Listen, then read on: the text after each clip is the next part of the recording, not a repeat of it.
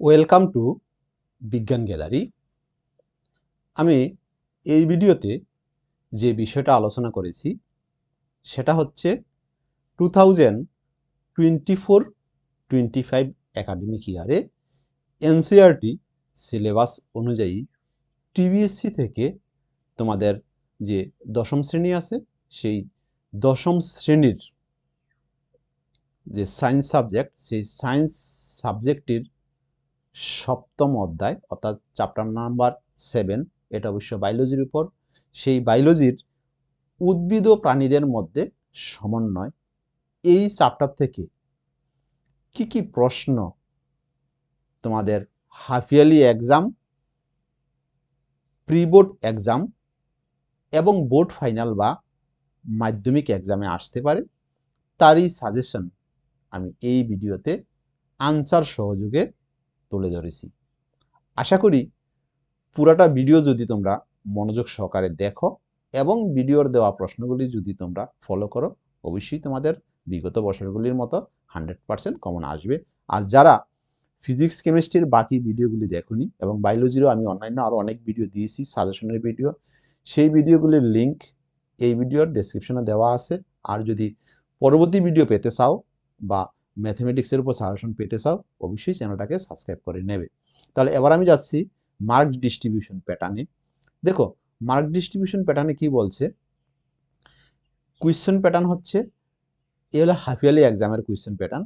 Half yearly exam অনুযায়ী এই chapter থেকে এমসিকিউ কোয়েশ্চন থাকবে একটা, যেটা টিবিএসসি বোর্ড থেকে যে কোয়েশ্চন প্যাটার্ন দিয়েছে সেই কোয়েশ্চন প্যাটার্ন আমি এখানে দেখিয়েছি। যারা অন্যান্য বোর্ডের আছো অথচ এনসিইআরটি সিলেবাস তোমাদের কমন পড়বে, বাট কোয়েশ্চন প্যাটার্ন সেম থাকবে না।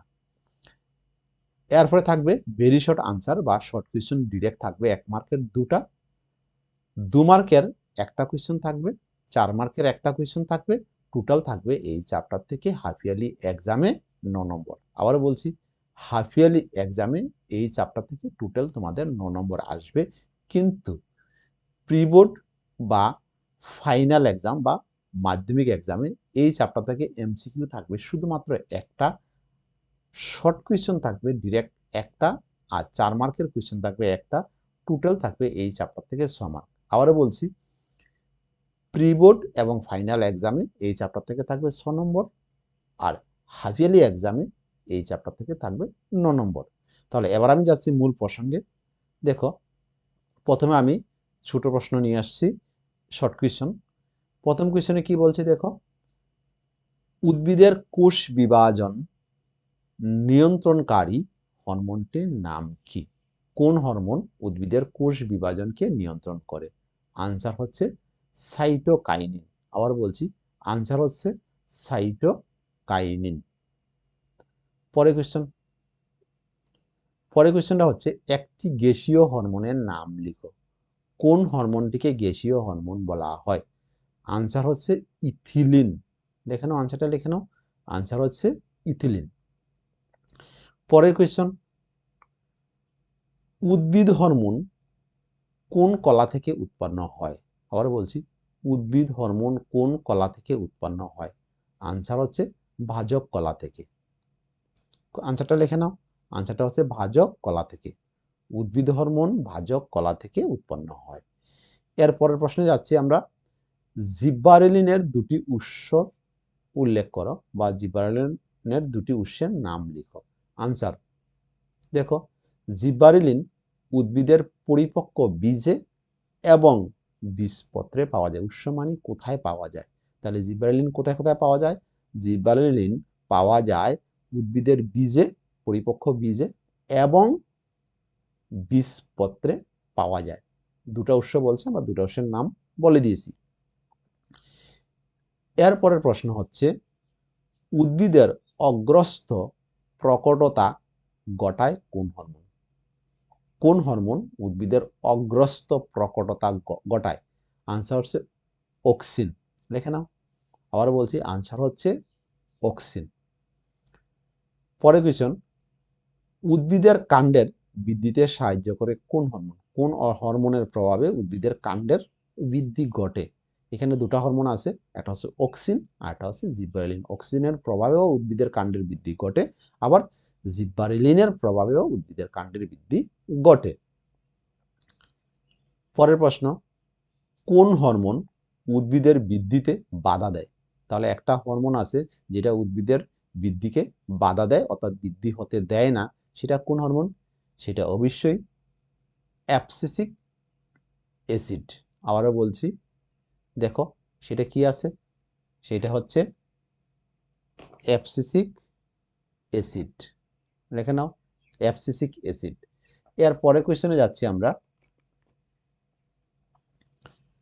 পরে কোয়েশ্চন হচ্ছে, দেখো বলছে একটি ট্রপিক হরমোনের উদাহরণ দাও। একটা হরমোনের উদাহরণ দাও, ট্রপিক হরমোন। আনসার হচ্ছে থাইরোট্রপিক হরমোন বা টিএইচএস। আবার বলছি, থাইরোট্রপিক হরমোন বা টিএইচএস। এরপরে কোয়েশ্চন, আয়োডিন কোন হরমোনের উপাদান? কোন হরমোনের একটি উপাদান হচ্ছে আয়োডিন? আনসার হলো থাইরক্সিন। আনসারটা লেখো, আনসার হচ্ছে থাইরক্সিন। এরপরে কোয়েশ্চনে যাচ্ছি, বলছে কোন হরমোন পুরুষের উর্বরা শক্তি বৃদ্ধি করে? আনসার হলো কি হবে? টেস্টোস্টেরন। আনসারটা লিখে নাও, আনসারটা হচ্ছে টেস্টোস্টেরন। লিখে নাও, আর যদি লিখে নিতে না পারো স্ক্রিনশট মেরে নাও। পরের কোয়েশ্চন দেখো, কিডনি বা বৃক্কের সঙ্গে সংশ্লিষ্ট অন্তঃক্ষরা গ্রন্থিটির নাম কি? আর বলছি, কিডনি বা বৃক্কের সঙ্গে সংশ্লিষ্ট অন্তঃক্ষরা গ্রন্থিটির নাম কি, বা গ্রন্থিটির নাম লিখো। এটা হবে এড্রিনালিন গ্রন্থি। আনসারটা লিখে নাও, আনসারটা হচ্ছে কি? এড্রিনালিন গ্রন্থি।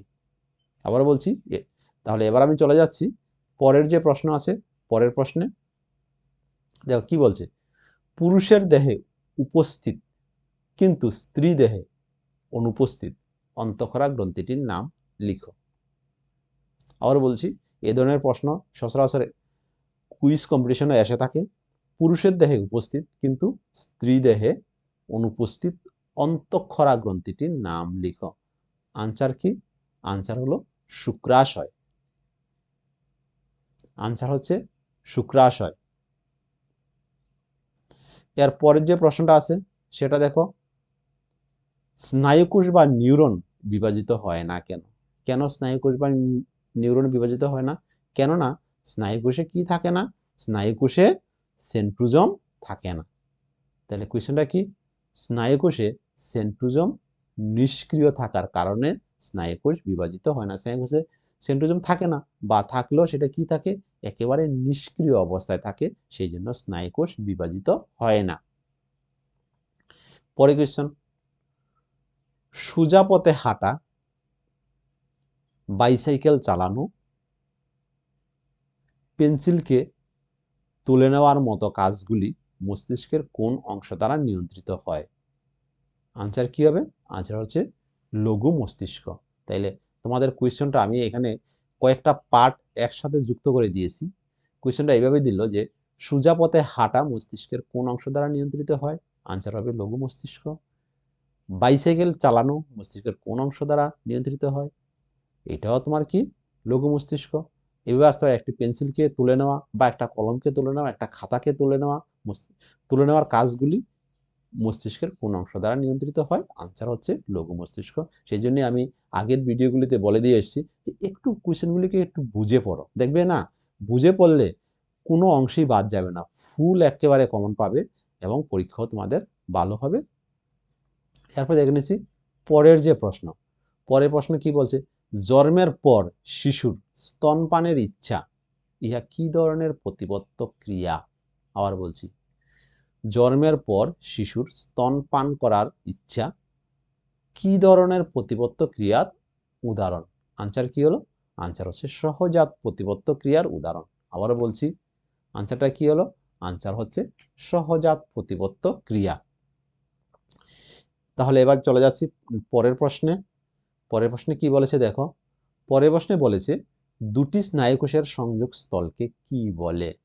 আবার বলছি, দুইটা স্নায়ুকোষ যে জায়গাতে মিলিত হয় সেই স্থানটার নাম কি, বা দুটি স্নায়ুকোষের সংযোগ স্থলকে কি বলে। আনসার হচ্ছে সাইনাপস। তাহলে একটা শর্ট কোয়েশ্চেন যদি আসে, সাইনাপস কি, সোজা কথায় দুটি স্নায়ুকোষের সংযোগস্থলকে বলা হয় সাইনাপস। পরের প্রশ্ন, সুস্বাদু খাবার দেখলে লালাক্ষরণ, এটি কি প্রকার প্রতিপত্ত ক্রিয়া। দেখো, সুস্বাদু খাবার দেখলে দেখবে লালাক্ষরণ হয়, এটা কি ধরনের প্রতিপত্ত ক্রিয়ার উদাহরণ। আনসার হলো সহজাত প্রতিপত্ত ক্রিয়ার উদাহরণ। আনসার কি, আনসার হচ্ছে এটা সহজাত। যে কোনো সুস্বাদু খাবার দেখলে, মনে করে একটা আচার দেখলে, তুমি আচার দেখলে দেখবে অটোমেটিক তোমার জিভে জল এসে যাবে, সেটা হচ্ছে সহজাত প্রতিপত্ত ক্রিয়ার উদাহরণ। প্রতিপত্ত চাপের বিভিন্ন অংশগুলি তীর চিহ্নের মাধ্যমে দেখাও। যদিও আমি এটা শর্ট কোয়েশ্চেন দিয়েছি, এটা বড় কোয়েশ্চেন হিসাবেও আসতে পারে, যে প্রতিপত্ত চাপের বিভিন্ন অংশগুলি তীর চিহ্নের মাধ্যমে দেখাও। এটা সচরাচর 2 নম্বর দিয়ে এসে থাকে, এটা 1 নম্বরের প্রশ্ন নয়, 1 নম্বরের মধ্যে দিয়ে দিয়েছি, কিন্তু এটা ইম্পর্টেন্ট প্রশ্ন। তাহলে কি হলো, প্রথমে কি আসছে, প্রথমে দেখো এখানের মধ্যে আসছে যে গ্রাহক থেকে তীর চিহ্ন দিয়ে যাবে অন্তবাহী স্নায়ুকোষ, এরপরে তীর চিহ্ন দিয়ে যাবে সুষুম্না কাণ্ড, এরপরে তীর চিহ্ন দিয়ে যাবে বহিবাহী স্নায়ুকোষ, এরপরে আরেকটা তীর চিহ্ন দিয়ে যাবে পেশি বা কারক। এটা সচরাচর 2 নম্বর দিয়ে এসে থাকে। পরের যে প্রশ্ন আছে দেখো, রেনবিয়ের পর্ব নিউরনের কোথায় থাকে। এই যে রেনবিয়ের পর্ব, এটা কোথায় দেখা যায়। এটা নিউরনের কি আছে, অ্যাক্সন আছে, ডেনড্রন আছে। অ্যাক্সন অংশটা বৃহৎ অংশ, সেই অ্যাক্সন অংশের মধ্যে রেনবিয়ের পর্ব দেখা যায়। তাহলে আনসার কি হলো, আনসার হচ্ছে অ্যাক্সন। এবার আমরা চলে যাচ্ছি পরের যে প্রশ্ন আছে। পরের প্রশ্নে কি বলছে, সিএফসি এর পুরো নাম কি তোমাদের জানা। সিএফসি এর পুরো নাম হলো সেরিব্রোস্পাইনাল ফ্লুইড। লিখে নাও, এখানে স্পেলিংটা দিয়ে দিয়েছি। আবার বলছি, সিএফসি এর পুরো নাম হচ্ছে সেরিব্রোস্পাইনাল ফ্লুইড। চলে যাচ্ছি নেক্সট প্রশ্নে। নেক্সট প্রশ্নে কি বলছে, লজ্জাবতী পাতা স্পর্শ করলেই পত্রগুলি তৎক্ষণাৎ মরে যায়। দেখবে লজ্জাপতি যে গাছ আছে, সেই গাছের পাতাগুলি ধরলেই দেখবে পাতাগুলি নুয়ে যায়। এটা কি ধরনের প্রতিপত্ত ক্রিয়ার উদাহরণ, কি ধরনের চলন। লজ্জাপতি গাছের পাতা ধরলে পরেই নুয়ে যায়, এটা কি ধরনের চলন। আনসার হচ্ছে সিসমোনেস্টিক চলন। আনসারটা লিখে নাও, আনসারটা হচ্ছে সিসমোনেস্টিক চলন। এরপরে স্নায়ুতন্ত্রের একক কি। দেখো, স্নায়ুতন্ত্র মাপা হয় নিউরন দিয়ে, সুতরাং স্নায়ুতন্ত্রের একক হচ্ছে নিউরন বা স্নায়ুকোষ। আনসারটা লিখে নাও, স্নায়ুতন্ত্রের একক হলো নিউরন বা স্নায়ুকোষ। এর পরের প্রশ্ন, নিউরনের মাধ্যমে স্নায়ুর উদ্দীপনার পট্টি তীরচিহ্নের মাধ্যমে দেখাও। এটাও বড় প্রশ্ন, এটা 2 মার্ক দিয়ে আসে। যত তীরচিহ্নের সাহায্যে দেখাও, 1 মার্ক দিয়ে কখনো আসে না। প্রশ্নটা এখানে দিয়েছি, কিন্তু সেটা মনে রাখবে যে এটা 2 নম্বর দিয়েও আসতে পারে। নিউরনের মাধ্যমে স্নায়ু উদ্দীপনার পট্টি তীরচিহ্নের মাধ্যমে দেখাও। আনসারটা কি আছে দেখো, আনসারটা আছে ডেনড্রাইট।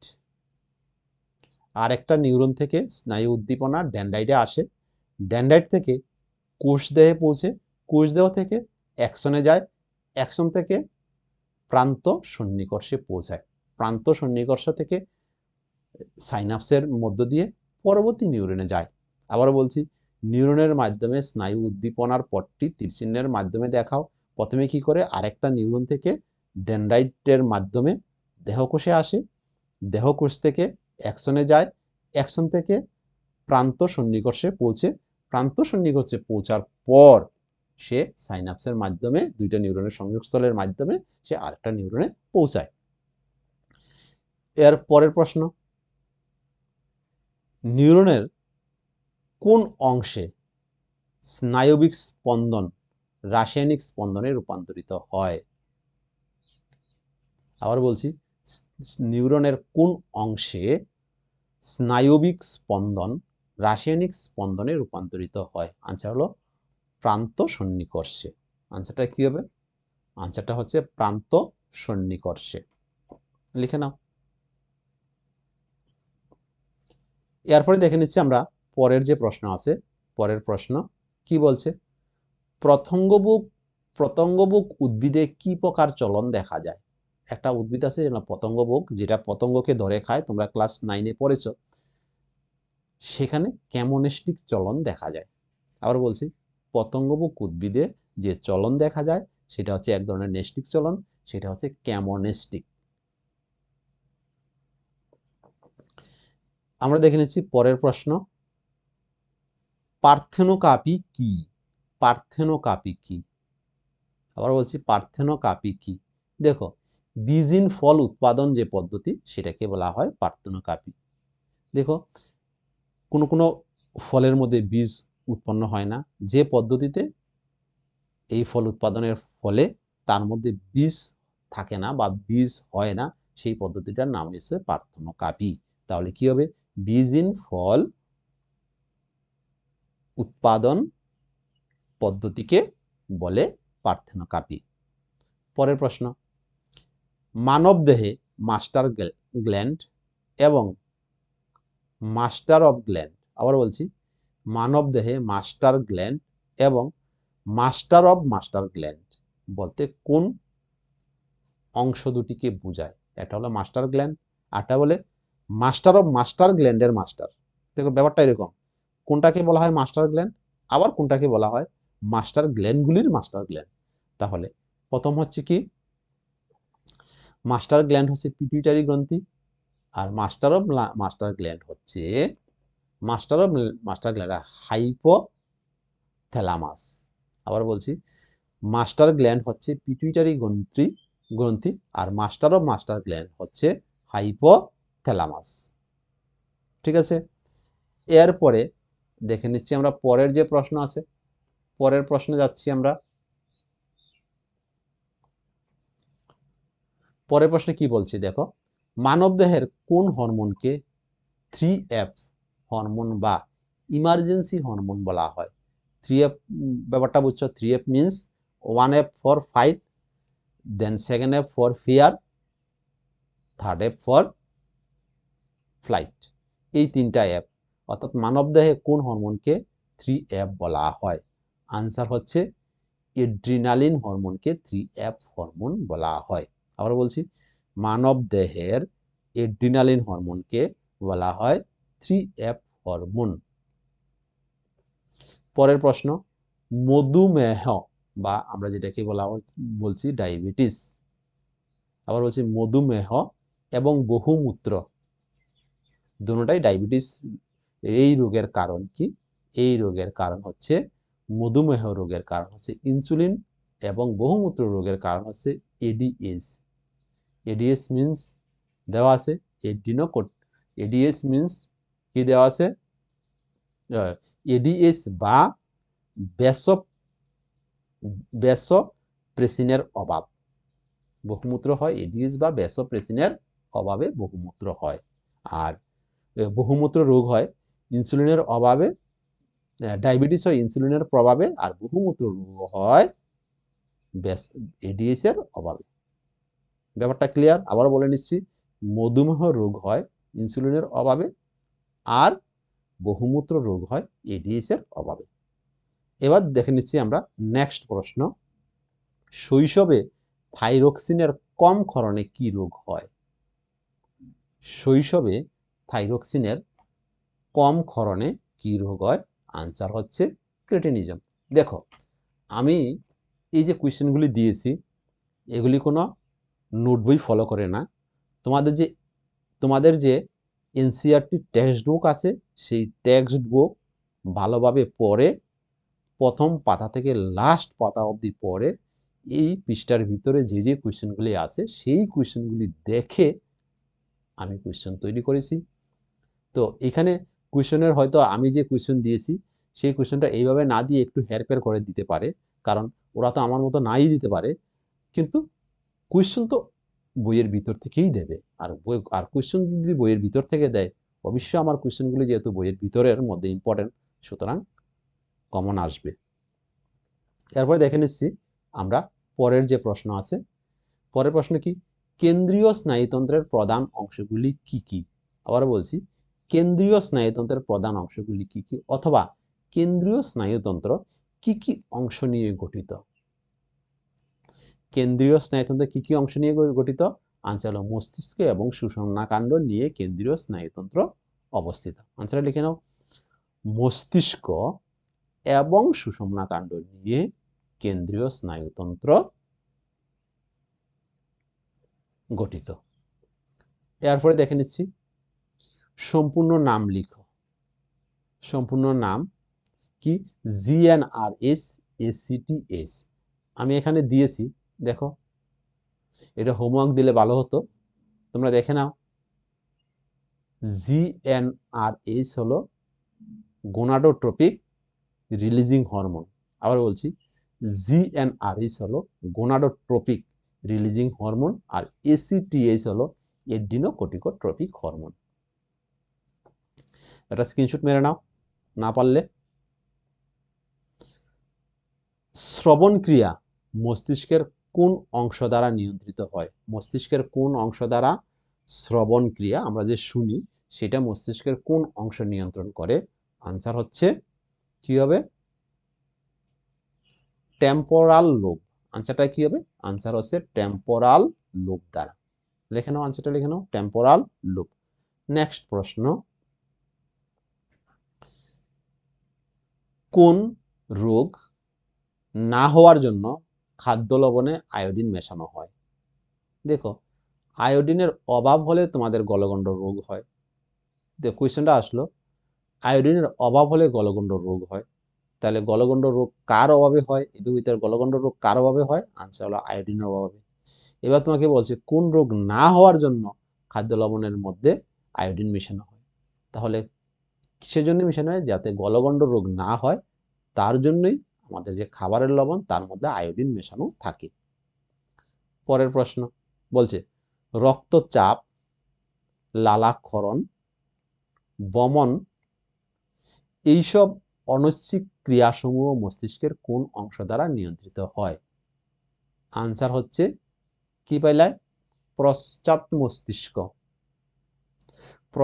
পশ্চাৎ মস্তিষ্কের মেডালা অংশ দ্বারা। আবার বলছি, পশ্চাৎ মস্তিষ্কের মেডালা অংশ দ্বারা এই কাজগুলি নিয়ন্ত্রিত হয়। তাহলে তোমাদের কোয়েশ্চনটা এইভাবে না দিয়ে চেঞ্জ করে আসলো, রক্তচাপ মস্তিষ্কের কোন অংশ দ্বারা নিয়ন্ত্রিত হয়? আনসার হলো পশ্চাৎ মস্তিষ্কের মেডালা অংশ দ্বারা। বা লালাক্ষরণ কোন অংশ দ্বারা নিয়ন্ত্রিত হয়, বমন কোন অংশ দ্বারা নিয়ন্ত্রিত হয়? তাহলে আনসার হবে একটাই। এরপরে আমরা দেখে নিচ্ছি বড় প্রশ্ন। আমরা কি করলাম?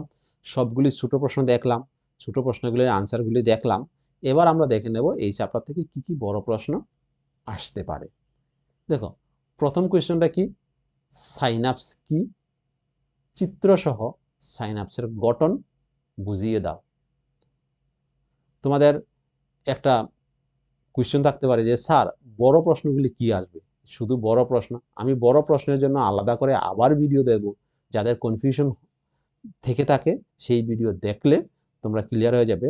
আমি সাধারণত 2টা বা 3টা বড় প্রশ্ন ফাইনালের আগে দিয়ে থাকি। এই 2টা বা 3টা থেকেই 1টা বা 2টা এসে থাকে, কারণ পরীক্ষাতে বড় প্রশ্ন শুধু একটা আনসার করতে হয়।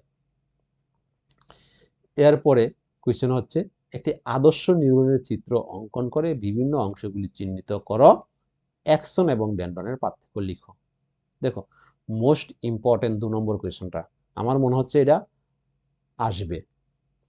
একটি আদর্শ নিউরনের চিত্র অঙ্কন করে বিভিন্ন অংশগুলি চিহ্নিত করো, অ্যাকসন এবং ডেনড্রনের মধ্যে পার্থক্য লিখো। দেখো, আমি তো এখানে একটা কোয়েশ্চেন দিছি যে একটি আদর্শ নিউরনের চিত্র অঙ্কন করে বিভিন্ন অংশ চিহ্নিত করো, কিন্তু সাথে একটা কোয়েশ্চেন দিছি অ্যাকসন ডেনড্রনের পার্থক্য লিখো। তারা সাতের যে অ্যাকশন ডেন্ড্রনের পার্থক্য নাও দিতে পারে, তারা এরকম দিতে পারে একটি আদর্শ নিউরনের চিত্র অঙ্কন করে নামটি দিয়ে দিতে পারে, এই নামগুলি চিহ্নিত করো। আদারওয়াইজ একটি আদর্শ নিউরনের চিত্র অঙ্কন করে বিভিন্ন অংশ চিহ্নিত করে বলে এখানে আমি দিছি অ্যাকশন ও ডেন্ড্রনের পার্থক্য লিখো, না দিয়ে তারা দিল রেনডিয়ের পর্ব কি, বা দিল তারা সাইনাপস কি, অর্থাৎ পেছনের পার্টটা চেঞ্জ হতে পারে। সেই জন্য আমি বারবার বলেছি একটু বুঝে পড়ো, নতুবা পরে বিজ্ঞান গ্যালারিকে দোষ দিতে হবে যে বিজ্ঞান গ্যালারির কমন আসেনি। কিন্তু এরকম কখনো হবে না যে তুমি সাজেশন পড়েছো অথচ বিজ্ঞান গ্যালারির বাইরে কোয়েশ্চেন এসছে, এরকম সচরাচর হয়নি এখনো। প্রতিবর্ত ক্রিয়া কাকে বলে? সহজাত এবং অর্জিত প্রতিবর্ত ক্রিয়া কাকে বলে? উদাহরণ দাও। দেখো এখানে আমি তিনটা সংজ্ঞা দিয়েছি, এখানে দিয়েছি প্রতিবর্ত ক্রিয়া কাকে বলে তোমাকে শিখতে হবে, আরেকটা শিখতে হবে সহজাত প্রতিবর্ত ক্রিয়া কি, অভ্যাসগত প্রতিবর্ত ক্রিয়া বা অর্জিত প্রতিবর্ত ক্রিয়া কাকে বলে, উদাহরণ দাও। এরপরে কোয়েশ্চনটা কি দিছে, প্রতিবর্ত ক্রিয়ায় মস্তিষ্কের ভূমিকা কি। আরেকটা কোয়েশ্চন আছে প্রতিবর্ত ক্রিয়াতে মস্তিষ্কের ভূমিকা কি, সেটা তোমাকে লিখতে হবে। পিটুইটারি গ্রন্থিকে প্রভু গ্রন্থি বা মাস্টার গ্ল্যান্ড বলে কেন। ব্যাপারটা বুঝছো, আমি দুইটা কোয়েশ্চেন কি করে দিয়েছি। এইটা প্রথমটাতে আমি 3 নম্বর কোয়েশ্চনে দেখো আমি যেরকম কোয়েশ্চন দিছি না দিয়ে তারা চেঞ্জ করে দিল, প্রতিবর্ত ক্রিয়া কাকে বলে, প্রতিবর্ত ক্রিয়ায় মস্তিষ্কের ভূমিকা কি। দেখো বলে পরে তুমি বলবে যে স্যারে যেরকম কোয়েশ্চন দিছে এরকম আসে নাই, এরকম না, এর কোয়েশ্চনটি ভেঙে তারা দিতেই পারে, কারণ আমি তো আর প্রশ্ন করছি না। প্রতিবর্ত ক্রিয়া কাকে বলে দিয়ে তারা দিল প্রতিবর্ত ক্রিয়ায় মস্তিষ্কের ভূমিকা কি, এরকম কোয়েশ্চনও আসতে পারে। পরের প্রশ্ন, গুরু মস্তিষ্ক, থ্যালামাস, হাইপোথ্যালামাস, লঘু মস্তিষ্কের অবস্থান ও কাজ লিখো। দেখো আমি এখানে কি দিছি, গুরু মস্তিষ্ক, থ্যালামাস, হাইপোথ্যালামাস, লঘু মস্তিষ্ক, চারটা পার্ট তো একসাথে আসবে না, যে কোনো একটা আসবে, যদি আসে যে কোনো একটা আসবে। এরকম বলবে যে লঘু মস্তিষ্কের অবস্থান ও কাজ লিখো 2 মার্ক দিয়ে, বা 3 মার্ক দিয়ে দিল, বা 3+1 দিল, 4 দিয়ে দিল, বা আদারওয়াইজ দিল লঘু মস্তিষ্ক কোথায় থেকে অবস্থিত সেটা মানে অবস্থান, থ্যালামাসের কাজ লিখে এরকম দিতে পারে, গুরু মস্তিষ্কের কাজ লিখে এরকম দিতে পারে। পরের প্রশ্নে চলে যাচ্ছি। পরের প্রশ্নটা হচ্ছে সুষুম্না কাণ্ড কি নিয়ে গঠিত। সুষুম্না কাণ্ডের কাজ কি, দেখো কি দিল, সুষুম্না কাণ্ড কি নিয়ে গঠিত, সুষুম্না কাণ্ডের কাজ কি, সুষুম্না কাণ্ডের আঘাতের কারণে কোন কার্যাবলী বিঘ্নিত হয়। যদি তুমি সুষুম্না কাণ্ডে আঘাত পাও তাহলে তোমার কি কি ক্ষতি হবে সেটাই। এরপরে দেখে নিচ্ছি তার পরের প্রশ্ন, ট্রপিক চলন কাকে বলে। উদ্ভিদের বিভিন্ন প্রকার ট্রপিক চলন, ওই যে ফটোনেস্টিক, অ্যামোনেস্টিক ইত্যাদি ইত্যাদি যেগুলি আছে এগুলির তোমাকে সংজ্ঞা দিবি উদাহরণ সহ। পরে কোয়েশ্চন, হরমোন বলতে কি বুঝো। হরমোন এবং উৎসেচকের মধ্যে 4টি পার্থক্য লিখো। আমি বলেছি হরমোন উৎসেচকের মধ্যে 4টা পার্থক্য লিখো, তারা এক্সামে দিয়ে দিল 2টা পার্থক্য লিখো, এরকম আসতে পারে। পরের প্রশ্নে কি বলছে দেখো, নিম্নলিখিত হরমোনগুলি কোথা থেকে ক্ষরিত হয়, আদারওয়াইজ নিম্নলিখিত হরমোনগুলির অন্তঃক্ষরা গ্রন্থির নাম লিখো এবং এদের কাজ লিখো। যেমন গ্রোথ হরমোন বললো, গ্রোথ হরমোন কোথা থেকে ক্ষরিত হয়, এর কাজ কি। এবার দিল ইনসুলিন কোথা থেকে ক্ষরিত হয়, তার কাজ কি। থাইরক্সিন কোথা থেকে ক্ষরিত হয়, তার কাজ কি। টেস্টোস্টেরন কোথা থেকে ক্ষরিত হয়, তার কাজ কি। তারপরে ইস্ট্রোজেন কোথা থেকে ক্ষরিত হয়, তার কাজ কি। এড্রিনালিন কোথা থেকে ক্ষরিত হয়, তার কাজ কি। রিলিজিং হরমোন কোথা থেকে ক্ষরিত হয়, তার কাজ কি। এইভাবে আসলে আলাদা করে আসবে, সবগুলি প্রশ্নতে একসাথে কখনোই আসবে না, সেটা অসম্ভব। সুতরাং যেহেতু অনেকগুলি পার্ট 9 নম্বর কোয়েশ্চেনের মধ্যে যুক্ত, সুতরাং 9 নম্বর কোয়েশ্চেনটা অবশ্যই ইম্পর্টেন্ট। এরপরে আমরা দেখে নিচ্ছি ইনসুলিন কোথা থেকে ক্ষরিত হয়। একটু আগে আমি আগের কোয়েশ্চেনে দিয়েছি, এর 2টি কাজ লিখো, বলতে পারে এর 2টি কাজ লিখো। এবার বলতে পারে এর অভাবে কোন রোগ হয়, এই রোগের লক্ষণ কি। দেখো কোয়েশ্চনটাকে পার্ট করে এরকম দিয়ে এটাকে 4 মার্ক বানিয়ে নিতে পারে। এরকম পার্ট কোয়েশ্চন দিলে 4 মার্ক পেতে সুবিধা এবং কম লিখতে হবে। আবার বলছি ইনসুলিন কোথা থেকে ক্ষরিত হয়, 1 দিল। এর 2টি কাজ লিখো, অথবা দিল এর একটি কাজ লিখো, আরো 1 দিল। এর অভাবে কোন রোগ হয়, আরো 1 দিল। এর একটি লক্ষণ লিখো, এর লক্ষণ লিখো, আরো 1 দিল। এইটা 4 মার্ক দিয়েও আসতে পারে। পরে কোয়েশ্চন, স্নায়ু গ্রন্থি বা নার্ভ গ্যাংলিয়ন কি। স্নায়ুগ্রন্থি বা নার্ভ গ্যাংলিয়ন কি, এর কাজ কি? হরমোনকে রাসায়নিক সমন্বয় সাধন বলা হয় কেন? কি বলছি? হরমোনকে রাসায়নিক সমন্বয় সাধন বলা হয় কেন? দেখে নিচ্ছি তার পরের কোয়েশ্চন। এড্রিনালিনকে আপৎকালীন হরমোন বা জরুরিকালীন হরমোন বলে কেন? এড্রিনালিনকে আপৎকালীন হরমোন বা জরুরিকালীন হরমোন কেন? পরের কোয়েশ্চন। পেশির আক্ষেপ বলতে কি বুঝো? এর মধ্যেই অনৈচ্ছিক ক্রিয়া এবং প্রতিবর্ত ক্রিয়ার পার্থক্য লিখো। কি বলছে? অনৈচ্ছিক ক্রিয়া এবং প্রতিবর্ত ক্রিয়ার পার্থক্য লিখো। এই কথাটা না বলে তারা বলল অনৈচ্ছিক ক্রিয়া এবং প্রতিবর্ত ক্রিয়া একে অপর থেকে পৃথক কেন? পৃথক মিন্স পার্থক্য। আবার বলছি, এখন কি কোয়েশ্চনের প্যাটার্ন একটু চেঞ্জ করে দিতে পারে যে সবসময় আমরা পেয়ে থাকি অনৈচ্ছিক ক্রিয়া এবং প্রতিবর্ত ক্রিয়ার পার্থক্য লিখো, না বলে এরকম দিল অনৈচ্ছিক ক্রিয়া প্রতিবর্ত ক্রিয়া থেকে পৃথক কেন? মানে এটাই হচ্ছে পার্থক্য। তাহলে আশা করি তোমরা বুঝতে পেরেছো। তাহলে এবার ভিডিওটাকে লাইক দিয়ে তোমরা নিজেরা শেয়ার করে নাও।